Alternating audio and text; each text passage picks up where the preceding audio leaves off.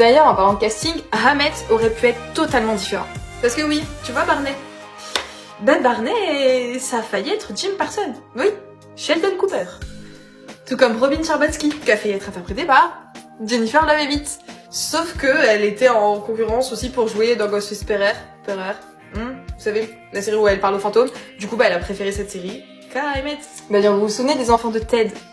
Vous savez, il leur raconte l'histoire de comment il a rencontré leur mère, tout ça. Mais sauf que les enfants grandissaient beaucoup trop vite. Donc nous, on a eu la révélation à la fin de la série, sauf que eux, à la fin de la deuxième saison, ils étaient déjà au courant de qui était la mère. Vous imaginez, ils ont dû garder le secret pendant 7 ans. 7 ans! Impossible. D'ailleurs, les scénaristes avaient tout prévu. Si la série devait être annulée au bout de 1 à 2 saisons, ils avaient déjà planifié que la mère, ça allait être Victoria. Et pas Tracy, Victoria. Non mais, s'il vous plaît. Et pour finir avec le casting, une petite anecdote sympa. Est-ce que tu te souviens de Carl le barman? Et ben en fait, Carl le barman, le jour de son audition, il est arrivé tout en policier.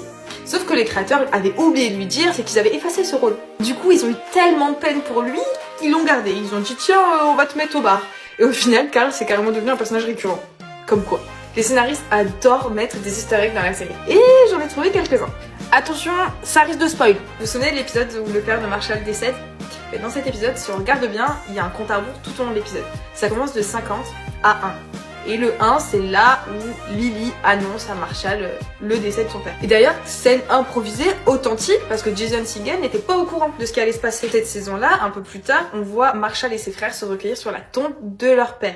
Et juste à côté, on voit une pierre tombale avec marqué Mother, maman. Sans rien d'autre, juste maman. Du coup, les fans se sont posé la question de est-ce que c'était un easter egg des créateurs? Car oui, le destin de la maman, le destin tragique de la maman, il était connu de tous dès le premier jour. Les scénaristes savaient déjà comment allait finir la série. Et pour finir, je vais vous raconter mon anecdote préférée. En arrière-plan, il y a carrément une histoire. Il y a carrément une histoire entière. On va suivre un couple. Et on va les suivre tout au long de leur vie. La rencontre, le bébé, le coup de foudre, les études, la mort, il y a tout et je trouve ça génial. Bien, les créateurs eux-mêmes ont dit qu'ils avaient créé cette scène pour les fans qui adorent dénicher les easter eggs.